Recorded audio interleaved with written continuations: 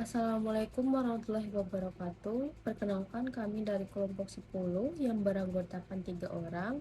Yang pertama ada Hendrik Salim, dan yang kedua ada Eus Nur Enda, itu saya sendiri, dan yang ketiga ada Muhammad Akrom Nirwanto. Di sini kami akan menjelaskan materi tentang berpikir positif untuk menurunkan stres psikologis. Pengertian stres. Menurut Ismiati 2015, stres adalah suatu kondisi adanya tekanan fisik dan psikis akibat adanya tuntutan dalam diri dan lingkungan-lingkungan. Hal tersebut berarti bahwa individu dikatakan mengalami stres ketika mengalami suatu kondisi yang mengakibatkan adanya tekanan di dalam diri akibat dari tuntutan-tuntutan yang berasal dari dalam diri dan juga lingkungan. Lalu selanjutnya ada faktor-faktor yang mempengaruhi stres. Yang pertama A. Perubahan fisik secara fisiologi. Perubahan fisiologis ini ditandai dengan gejala-gejala sebagai berikut. Mudah merasa letih atau lemas, kehabisan tenaga, kepala terasa pusing, dan gangguan pada pencernaan. B. Perubahan psikologis. Perubahan psikologis ditandai dengan adanya kecemasan yang berlarut-larut, susah tidur dan sesak napas. C. Perubahan sikap. Perubahan sikap seperti menjadi keras kepala, mudah marah, dan tidak puas dengan apa yang dicapai diri sendiri dan lainnya. Selanjutnya ada jenis-jenis stres. Menurut Luka dalam Rusanti 2014 mengkategorikan jenis stres menjadi dua, yaitu stres yaitu suatu keadaan ketika kemampuan yang kita rasakan untuk mengatasi melebihi tuntutan-tuntutan yang dirasakan. Stres mengakibatkan rasa percaya diri menjadi terkontrol dan mampu mengatasi dan menangani tugas-tugas, tantangan-tantangan, dan tuntutan-tuntutan. Baik, terima kasih atas waktunya.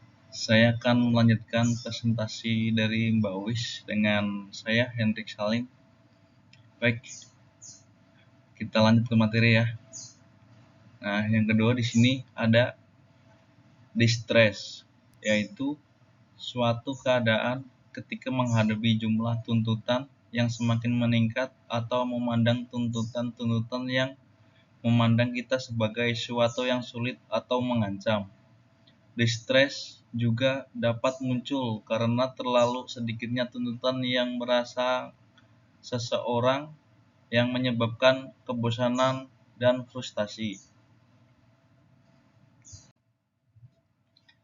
Selanjutnya ada coping stress. Coping stress merupakan salah satu bentuk pemecahan masalah yang dilakukan individu untuk dapat mengurangi serta mengatasi dampak dari stres yang dialami. Lazarus 1984 dan Volcom dalam Marianti 2014 mengatakan bahwa coping stress merupakan suatu proses ataupun tantangan yang dilakukan individu untuk mengatasi atau mengelola tuntutan yang terjadi dalam peristiwa stres yang dinilai melebihi kemampuan individu.